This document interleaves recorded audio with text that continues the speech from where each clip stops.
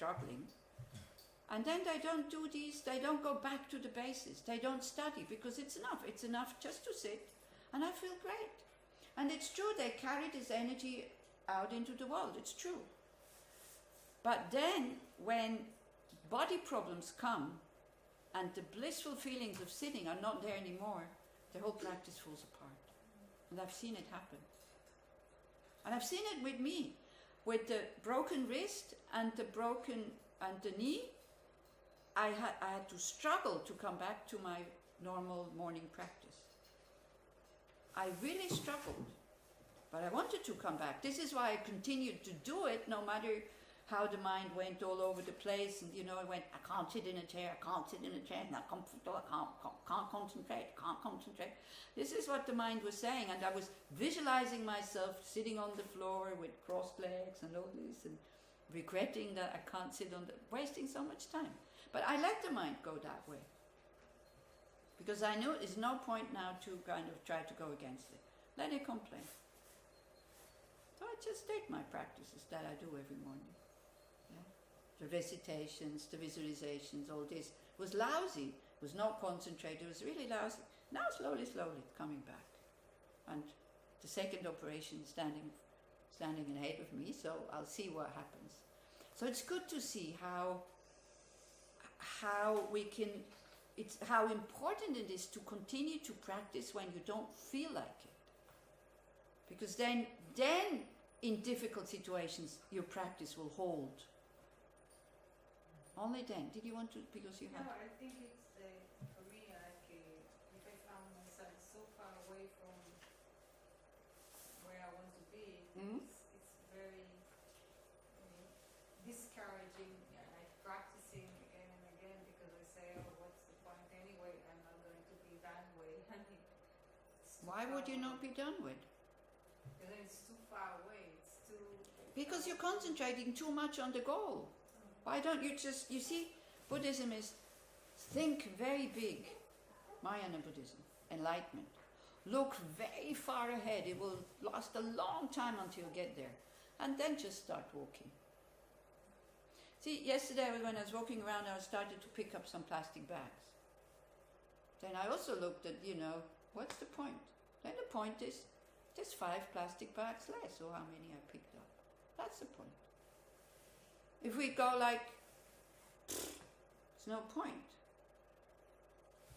But if you start to really look, also observe from time to time, not what's happening after weekend course, but to go back to 2 years ago, 3 years ago, 5 years ago. You see? This is this Western kind of instant gratification mentality that we have in the West. Because we're so spoiled. Everything should happen right now. When you see how far away we are, then we go like, oh yeah, okay, I shouldn't expect too much, that I should not, expect myself to be perfect and blah, blah, blah and all this. This is how we react to that. Yeah, it takes a long time. So what? This is this honoring of this past being difficult, and the honoring of that we're still on it. Many people give up. If all the people would come to a course that have been since I've been coming, 16 years? No, 1 year I didn't come. So 15 times, it's my 15th time here. So it's easy to calculate because it started 2000. So if everybody who came to talks or courses would come at once, we would have to rent a football stadium. Where are they? See, and then we have this thing, we need to keep them here. No, we don't need to keep them here. We only need to offer these things, and then people take it, okay. They don't take it, is also okay. My job is to give it. And then to do at all costs to, to make it more attractive, or to keep them here. No, that's not my job. Like the patience of a bodhisattva, for example, I heard that, I can't remember from whom, is an Arya Bodhisattva, somebody who already has clairvoyance and all this. He sees that this person, in 10,000 lifetimes, he will be ready to hear the Dharma. So in order to make contact with this person already now, he stands every morning at the corner where this person passes. That's the patience of a Bodhisattva. and and then to just leave it like for 10,000 lifetimes, he leaves him alone. But he knows the imprints, the contact has been made, so that needs to ripen. Yeah. So that's all we need to do. You see, why are we still here? Why do you think? Because we're so terribly intelligent and smart and all that? Deserve many lifetimes. Yeah, because we have the karma to continue, because we practiced this many lifetimes before. So you start somewhere. And if we know, you see, every teacher tells you that's difficult. Whenever you meet with your difficulties, you're surprised. Instead of going, oops, they were right, it's difficult.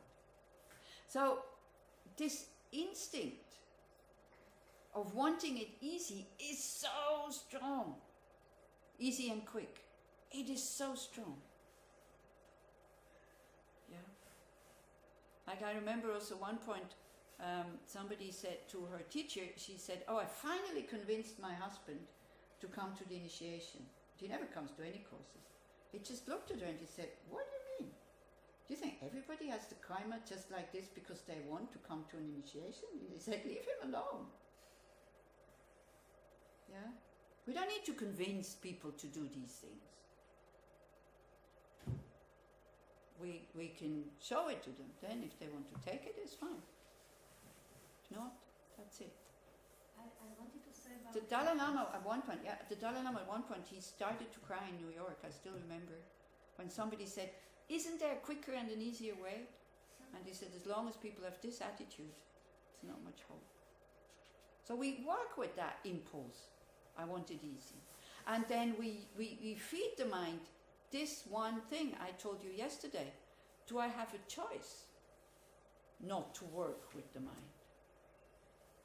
You see, the moment you give yourself a choice, problem is there. Shall I go? Shall I not go? I'm a lazy person. I like it easy and comfortable and not doing too much, and no responsibility and all this. This is me. Now, I can't give myself a choice if I come to the session or not. This is why I'm coming. And by being forced to come, I see how the mind slowly transforms.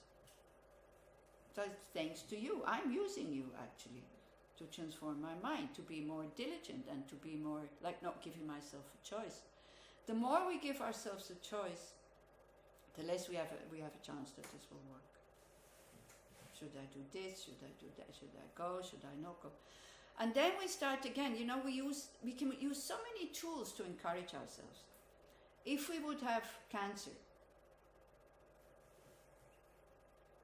we would at least, I would say, try chemotherapy. Most of us, maybe some not. I'm not sure. Yeah, okay, Tsipi not. Me, I'm not sure. I would ask a teacher what I should do. But most of us would try chemotherapy, isn't it? we have a choice today even for that. Huh? We have choices. This is what I'm saying. But most of the people who are not spiritual practitioners, they go for it. Now, chemotherapy, the suffering of chemotherapy is much bigger than the suffering of your Dharma practice. It's much more boring because you're lying there and you have to wait for this poison to go into your body. You'll feel nauseous at the end. Your hair is falling out. For me, it would be great. I wouldn't have to shave anymore. So the hair is falling out and all this. And you don't give yourself the choice to go to the second and the third session. You go. This is what I'm trying to say. Try to hear what I'm trying to say, not kind of going into other things. Why I'm saying this. I'm saying that to show you how much determination we can have. How much suffering we can bear when there is a goal. Okay? But it's self-judging. That's it. It doesn't matter what it is. I'm just trying to show you how much determination a human mind can have and how when we don't give ourselves a choice, we just go. What do you mean by self-judging? No, when you're going to chemotherapy because of fear and self-judging, or for me, maybe this will save me, you're not making effort, to... Chagit would not be alive anymore without chemotherapy. Yeah, but Chagit... Yeah, exactly. Yeah.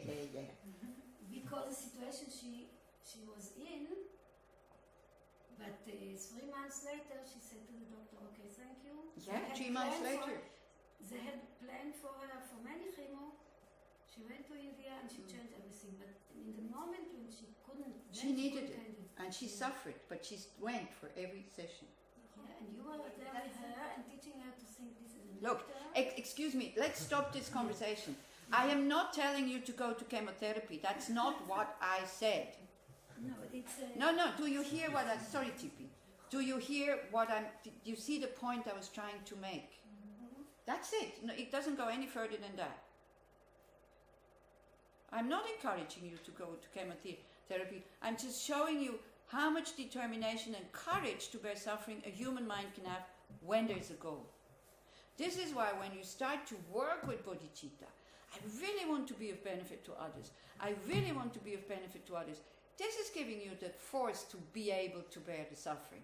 When Gachin Rinpoche was in Israel, also in Tuval, he said he started, it was a Mahamudra text, and I was fortunate enough to be here at the same time. The text starts by saying, it's a text from Tilopa to Naropa, and it starts by saying, you Naropa, the fortunate one. And I thought, how the masters, they know what you're thinking. So I was kind of thinking, yeah, the fortunate one. He had Tilopa next to him his whole life, and he was his only student, and he really took good care of him and all that.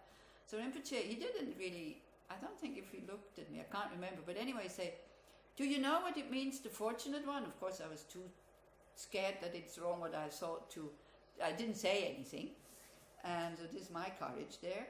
So, and then he said, fortunate one means the one who can bear hardships. And I thought, okay, this is it. The one who can bear hardships happily, with patience. What's hardship? Hardships, difficulties, suffering, difficulties, pains, things that we don't want. chips. Huh? They have chips. They have tips. They have tips who are hard, exactly. Yeah, hard tips. Hard chips, not hard chips, but hard ships. Hardships are also hard. Okay, so you see what I mean. So the more, when we go, again, we don't allow the mind to go that way. Oh, it's so difficult. Same word, yeah, wow, this is difficult. And then you start to see the difference in the mind. How it makes you, in the energy that you feel when you go like, oh my, this is so far away, this is so difficult. So what? I think also in the West, the big problem is, you see, like Tibetans, Asians, Buddhists, they grow up with the thought, at the bottom, or by nature, you're totally okay. And this okayness, you can never lose it. We grow okayness, like we're okay. We're pure. The nature of the mind is pure. The nature of the mind is not suffering. The nature of the mind is space, peace, openness, skills, compassion, wisdom. All of this is there.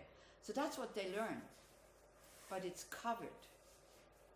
So of course, getting rid of something is easier than developing something that we have no clue what we should develop. Because we think we need to get something first. We don't need to get it, we just need to get rid of things. And this is the big difference. We don't trust that nature in the West because we're not familiar with it. We identify all the time with our negative emotions, and we are very afraid. Okay, when we say we, I mean in general, and I also mean me. This is why I say we. There could be people who are exceptions, so that's fine, I rejoice for you. But in general, we identify too much with our negative sides and not enough with our positive sides. These negative sides have so much power over us. And we feel tense and closed and frightened and anxious. And we don't dare to rejoice when we have a moment of loving kindness, real loving kindness that you feel in your nervous system. Compassionate loving kindness, you feel it in your nervous system. You feel it in your body. It's not just a thought. It's an incredible moment of openness and well-being. When you're totally with somebody else. Somebody can be as short as you see somebody in the street You smile at them just by impulse, they smile back at you, and you feel that connection. And you go that way, the person goes that way, no big deal. But you have a moment of like bliss, of openness. And we don't dare to go there and think, wow, that's my nature. We're afraid, I think we are afraid to encourage ourselves, to praise ourselves when we do something good, because, why are we so afraid? I don't know. Because maybe we think we become lazy. Maybe we think we don't deserve to be just relaxed for a change. Or too proud. Huh? Or proud. Or that we become proud. We're afraid of it. Yeah. You see, the happier you are, and happy in the sense, don't talk about all these people. We know how it feels to be happy, isn't it? Open, spacious, peaceful. So that's what I'm talking about. What other people feel through their negative actions, I don't know. They don't matter. We're looking at our own mind here. When you have that feeling of openness and bliss that you feel in your nervous system. You're not proud of it. Your ego disappears at that moment because you're so spacious. So don't be so afraid. Sit down from time to time and think, I'm a good person. Because you will become a good person. The problem is at the moment you don't believe it. We don't even dare to think like that. The ego comes up with all kinds of, no, you're not, because you do this and you do that and you do this and you do that, and be careful, you become proud and blah, blah, blah, blah, blah, blah. The ego is this self-cherishing is putting a lot of barriers because it knows these practices are really dangerous for me. I don't want her to do these practices because soon enough she will discover it's just a construct. Like the Hutzli, or what is called? Huh? Hutzli who? Hutzli, okay. So, huh? Hutzli. Anyway, you know whom I mean. Yeah, he's so proud and, full of himself that nobody knows his name. Even so sure that nobody will find out the name, so I can steal that baby. Yeah, it's the baby, and he says, oh, he's dancing around the fire at night, and he says, oh, in German is Rumpelstilz. Oh, wie gut, dass niemand weiß, dass ich Rumpelstilzchen heiß. And he was so confident that he was singing it aloud. So stupid. So that he said, you can have the baby if you know my name. And so they heard it when he was full of himself dancing around that fire, and somebody says, your name is Rumpel, or Hutzli, or whatever, Rumpelstilz. And he exploded into 1,000 pieces. So this is it. The ego doesn't like these practices, because it knows my days are counted here. But you can call it your higher self or whatever. That one should be nourished. That one, be inspired by it. Say like, wow, this is really difficult, but I want to practice this. Yeah. And don't be reckless. Like, don't overestimate. Also, don't bite off too many bites. Or as Tippi says, don't neglect the lower practices. I want to say something about reckless. Okay. I think in Hebrew the best translation is Zen. And we had a war, a reckless war, in 1973, where all the ministers got the information that Egypt and Syria are preparing for war, and they were reckless. They decided not to take any caution. So it's called the concept war, the concept of no need to worry. So like that, when you hear about enlightenment and about death so near and impermanent and you don't do anything, it's reckless.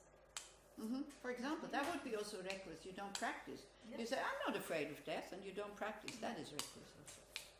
You think, oh, I have plenty of time, for example, also. There's this thing, like you say you need to apply caution on the path, but without discouragement. I think there's one saying like that. But anyway, the next one is, don't be partial, always train in the 3 general points. So the three general points. The first point is be careful of your vows. Know what vows you have taken, and as much as possible keep them. Don't think, nobody sees that I break a vow now and anyway, it's stupid, so why should I keep them? It's not very comfortable to keep them, so you keep them. So then you have different levels of vows. You have pratimoksha vows, which are self-liberation vows. You have bodhisattva vows, which are 18 root vows and 46 branch vows. And you have tantric vows. Okay, so as long as you're not kind of being offered these, you can study them, that's okay, you can find out what they are, finding on the internet what are the bodhisattva vows. We actually have texts here if you want to see.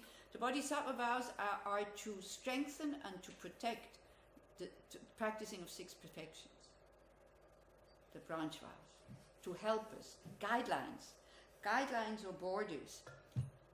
Anybody has seen this movie? Winter, summer, spring, or spring, summer, Korean film, spring, summer, winter, blah blah blah, about this monk.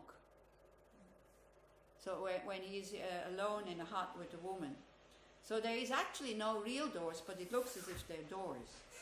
So as long as he keeps going through these doors that are not there, he is protected. The moment he starts to take a straighter way, he falls in love with the woman and has sex with her. So it's like the vows are our protection to keep the practice. It's not a burden. It's when you have decided that you want to do these practices, we take these vows. Willingly. Breaking them, of course, because they're very difficult to keep. So in order for you to take them, the wish to be able to take them is enough at the beginning. The wish to be able to keep them, sorry. The wish to be able to keep them is enough at the beginning. And then studying them, looking at them, see how much do I keep them and how much not. And there is purification. You see, if you wait with taking vows until the moment you can perfectly keep them, then you don't need them anymore. Vows are there to give us a framework where it can go and where it cannot go. And then we're protected. And then we just trespass. And then it's fine. We know it, we admit it, we regret it, we do the purification practice, and we make a strong determination to be more careful. That's that. So these are the three levels. But then there is another one. So the 3 things are this one. Also, now this is a difficult one, especially in our times. Huh? 3 general points that the vows is... The vows is the first point. What are the other 2 points? The other, coming to it. The second point is, don't go against the law of your country. By saying, everything is empty, I'm Vajrayana practitioner, I can go around and steal and kill because everything is empty, nobody exists, really, these kind of things. Abide by the law of your country. Even as a very high bodhisattva, you still abide by the law of your country. Johnny Dropper said refraining from outrageous actions. Exactly. We do outrageous actions is usually against the law of the country. And don't be partial. That's the 3rd point. That's the 3rd point. Don't be biased. Kind of see everything as it is, have compassion for everybody, not just for the victim and not for the aggressors, and like that.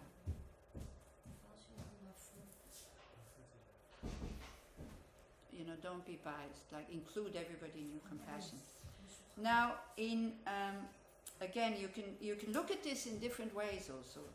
So, for example, in Hinayana, your main practice would be mindfulness. In Mahayana, your main practice is mindfulness and benevolence, like not to be harming, a kind person. In Vajrayana, it's crazy wisdom. Crazy wisdom that is based on mindfulness and kindness. Not, Why crazy? yeah, because it's like, we're not going there. It's like, when you get to know Vajrayana, like tantric practices, It's crazy wisdom. And there are some people who say, I'm a tantric practitioner. No, for example, like Naropa, was it Tilopa? Tilopa was frying the fish, wasn't he? Naropa came to find Tilopa, and he was frying fish, and he said, well, this should be my master. He's frying fish and eating them. Yeah? And then all of a sudden the fish jumped out of the pan and started to fly around and these kind of things. There are people who claim that they have crazy wisdom. They have like cities, gifts that other people don't have. Therefore, everything is allowed to them. They can kill. They can do sexual misconduct. They can do all these kinds of things because they have crazy wisdom, and it's all in the kind of bubble of emptiness that this is being done. So the Dalai Lama always says, if somebody does outrageous things and claims that he has crazy wisdom, ask him to cut off his head and then to put it back on again, because that's what he should be able to do. Or ask him to take a fruit from the tree and then ask him to make it go up again. That's the power of the mind. So that would be crazy wisdom. So for us, it's like we're not having crazy wisdom yet. There's a book by Chögyam Trungpa which is called Crazy Wisdom. Crazy wisdom in a way is like, you see, very often you say, what you're saying is like contradiction. Everything is contradiction in the conventional world because everything is dualistic. Okay? Like our world is like totally upside down because we have wrong view. So this is why we're having problems. So you start to act upside down when you have the wisdom of emptiness to act upside down, but only then, not before. Another thing here is also that was in the German text mentioned, do not harm nature without, just like because it's because you don't care, carelessly, that was the word, achtlos. Don't harm nature carelessly. Like, so whatever you can do to switch off the light, to save water, even though now you have a lot of water, so... You have a lot of water, we don't. But that's what they say nowadays, desalinated water, so... Anyway, so still save water, because in Switzerland we have a lot of water, we save it, we learn to save water, even though we have like 4 great rivers kind of starting in our country. So that's what we learn. We learn not to throw away things outside. If you have garbage, you go for a hike, you take it back home. That's what we learned as kids. Yeah? So then what can you do when you walk around here, for example, and you see all this plastic lying around? You can get either very upset about this, or what else can you do? You pick it up and throw it away, and that's it. So at least you're doing something. Don't go, which idiot threw that away? You can go, which idiot now doesn't pick it up because I do have time. Actually, I thought next time I'll come and take some gloves with me because it is a bit disgusting, it's true. So you need to be sure to wash your hands after you've done it. So I'm not telling you to do things to say, oh, I'm so great and all this. Why am I doing this? Because it's my second nature. I see something lying on the floor, I pick it up. It's habit. It's not like, oh, I'm so great. It's just a habit. And it makes life so much easier. In Switzerland, it's so clean that you see something big up. But in Israel, if you start, you will have no time for anything at all if you start. No, you take whatever you can. This is what I said. I took 5 things yesterday. There's 5 things less lying out there. That's just an excuse. That is really just an excuse. Really terrible. I walk every day. I know. I know all these things. We can do what we can do. Instead of getting angry and upset, we do what we can do. That's it. This is what I'm saying. Yeah?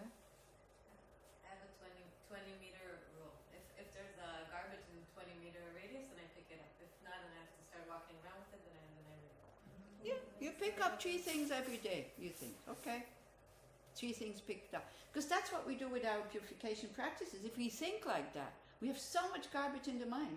There's no point starting. And on top of it also, our mind reproduces more garbage and more garbage and more. We're exactly like the Israeli environment. So then what do? We stop? No, we do. No, Like, we continue. As you said, 20 meters around my house, I collect every day. Yeah, exactly. There's enough. Or don't do it 20 meters around your house. Do it 20 meters, do it 2 kilometers away from your house, 20 meters. There it's Because, I never have time. but here you have time. Yeah, I have time. Yeah, here you go for a walk in the breaks, you have time. Make the time. Anyway, but don't show anything. Be careful of what you're doing without becoming righteous and kind of judging others that they don't do it. Yeah? Because I know people, they have always a plastic bag with them, and then they collect the garbage and they make sure that everybody sees them what they're doing, especially the people who threw it away, so that they feel bad. Like, we have this instinct also. I remember in Tel Aviv at one point, I was walking, it was raining, it was November, I was walking along the road, there were puddles. So somebody comes with a car and what? You know, I was totally wet. And I had this, I caught the thought, he should see what he's done to me. And the moment I saw the thought, I waved at him kind of, it's okay, don't worry, I'm fine. These are these instincts that we need to unearth. We need to see them, how revengeful we are. He should feel bad that he made me wet. And then again, you know, the logic comes, okay, if the rain is making me wet, I'm not getting angry. Why am I getting angry? Because it's a car. But if I am laying in front of someone who did some dirt, and by that we could actually understand. Yeah. Yes, I totally agree. Yeah, I agree. So it's for his benefit as well. Look at your mind.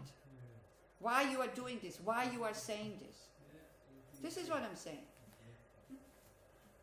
This one time I was walking in the Masala, Yeah. and a car went by and splashed Yeah. mud all over me, and I got really angry, and I was like, I just washed these pants. Yeah. And 3 monks walked by and started laughing at me, and I laughed with them. So Yeah, you go like, okay, I'll wash again. Okay? I'll wash again. Yeah, we can try to educate everybody else. We can try to do that. Usually we do it in a righteous way. Usually they react in not such a good way. Yeah, I'm saying, if you want to go around and educate people, you can do that. No, say even for children, if you are an example. Well, I'm not talking about children. I'm talking about, we're walking around here, we have no clue who threw these things away. You see, try to see the situations that I'm taking. And don't elaborate on things that you can say, but if I do that, it's good. Okay? I'm talking about not getting angry when you see it. I'm talking about not being so, wow, but I'm so great, I'm not doing it. I'm talking about taking responsibility, and when you see all the garbage, you see, yeah, I have to be careful that I'm not doing it. This is what I'm talking about. All your other arguments, they're totally right. You're right. Your children, of course, you should educate them. It was thanks to the people around me and my parents that I learned these things. Not because I was such a fantastic child. We learned it. Yeah? So the best way to learn it is to teach others, is to be a good example. But in general, these careless people who throw things away, if you say something, they react in a very bad way. Because I've seen situations where somebody, hey, you shouldn't do that. Hey, mind your own business, you old hack. Yeah? And then what? Then you get angry at them. So we have a very nice thing in amongst monks and nuns. Telling somebody that what they're doing is not right is okay, but you need to ask first. You ask permission to tell them, do you want to hear what I have to say? And then you have the permission also to say, no, not right now, thank you very much. I'm not in a good state, so I'd rather not. There's a special period to do that, after a retreat. After the summer retreat, there is, you practice the whole night, and then all these things that bother you about others, you ask permission to say what you have seen, what you have heard, or what you suspect. So it's very clear rules. It's a very nice way. You know, we don't need to tell people our opinion if they don't ask for it. I know that sometimes here I correct people because we have rules or because of special situations, and I usually explain why I'm correcting them. Yeah. I usually explain what is the reason. So otherwise I let you do whatever you want to do, it's fine. Yeah. if I see some of you throwing something on the ground, I wouldn't say anything.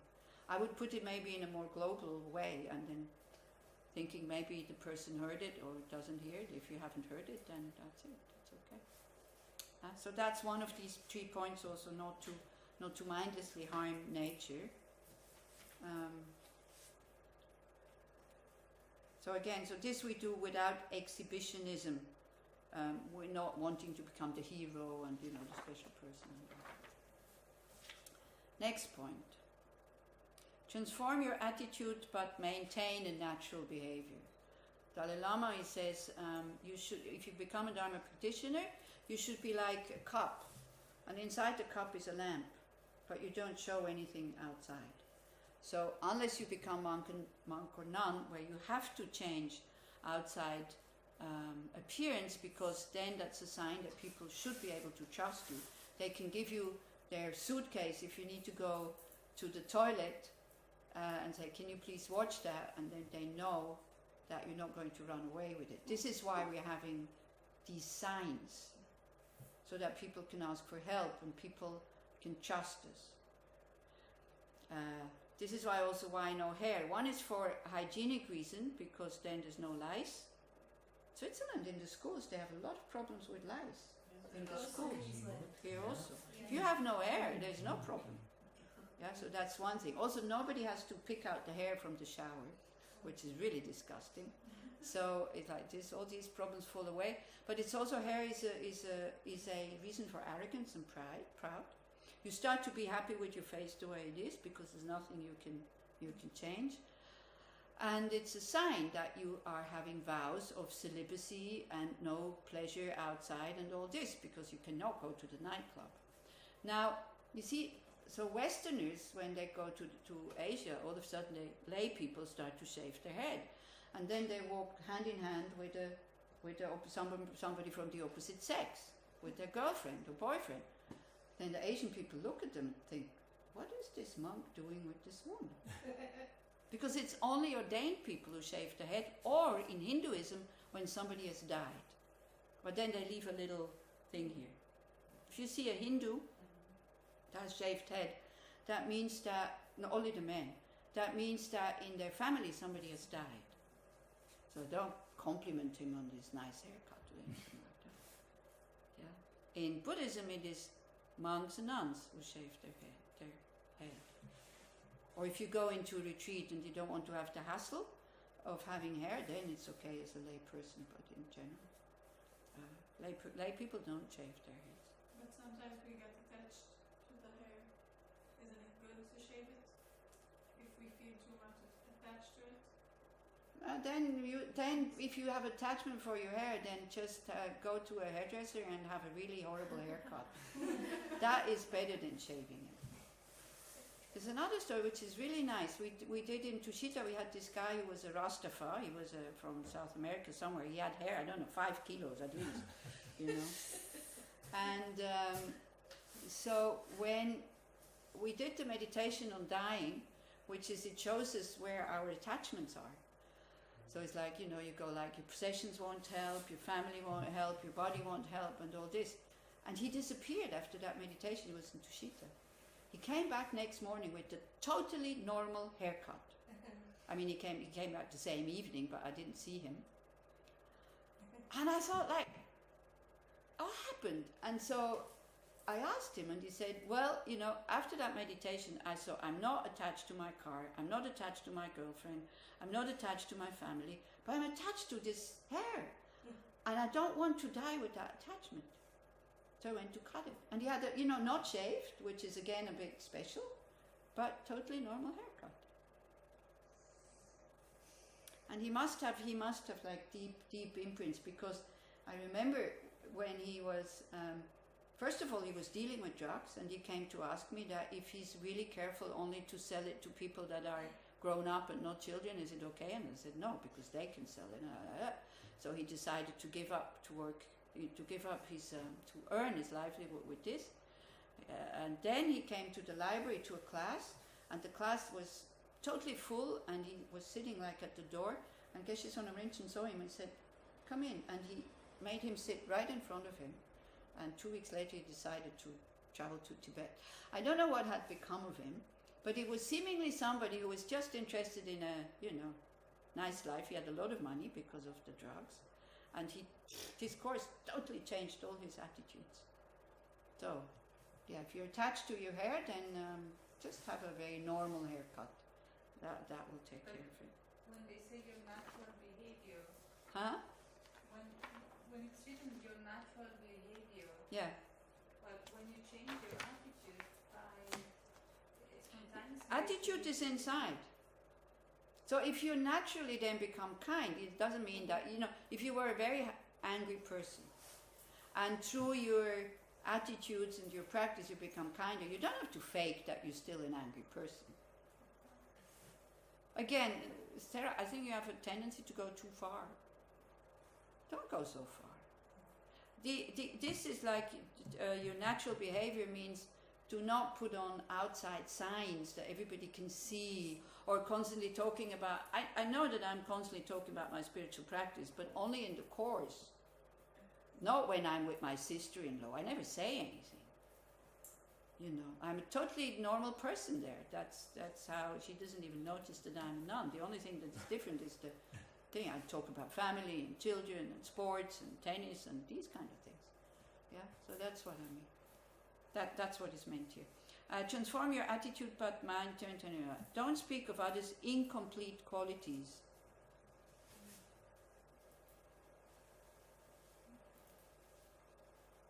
This is something that we really like to do, isn't it? When we feel a bit low, we start to talk about others' incompleteness or others' mistakes and others' faults. Gossips. Huh? Isn't it gossips? Well, it goes into gossip, but it's kind of very harmful gossip because it on top of it, it creates an unhappy mind, your mind. Because when we see the faults in somebody, we're not happy. It's a criticizing mind. It's a mind that is not happy. Yeah. So that's also something that we should stop. We should look at our own negative. We should look at our own mistakes instead of looking at others' mistakes. It doesn't make us a better person when we're surrounded by negative people, but that's what we think. And very often we excuse our own shortcomings with the bigger shortcomings of others. Like, I'm not harming the environment. I'm only sometimes forget to switch off the light or something like that. But look at others, they throw all the garbage outside. Like this. We excuse our own mistakes with the bigger mistakes of others. So leave other people alone. This is basically what it says. And work with your own mind. Now again, I can see your thoughts. What about helping them to become better people? Isn't that what No. you didn't think it? Okay, good. So this is it. That's not what is meant here. Yeah, when we dislike somebody, it's amazing how the mind is glued onto these people, and we can't bear when they're happy. So we try to kind of little bit criticism here and there, and so that the good reputation is destroyed, or people have a good opinion about them, and we say, "Ooh, but you don't know them," like this. These kind of things. Again, if you want to warn somebody, that's fine. But is that person really the way you see that person when you have aversion? You add a lot of negative things that are not there, and you take away all the positive things when you have aversion. And the other one is going in that same direction. Don't concern yourself with others' business. Don't become arrogant about good behavior, and don't put others down. So this is that point. It's pretty straightforward, isn't it? There's another thing that we, constantly concerned. And Tipi telling me what the people do when they go to the Hajj. What do we care what people do go to the Hajj? What's Hajj? What's the They kill 2 million sheep. Don't concern yourself with others' business. It says here. You like this text, don't you? Yeah, so simple, very simple. This text is very simple. It says, don't concern yourself with others' business. Work with your own mind. Train to counter whichever disturbing emotion is greatest.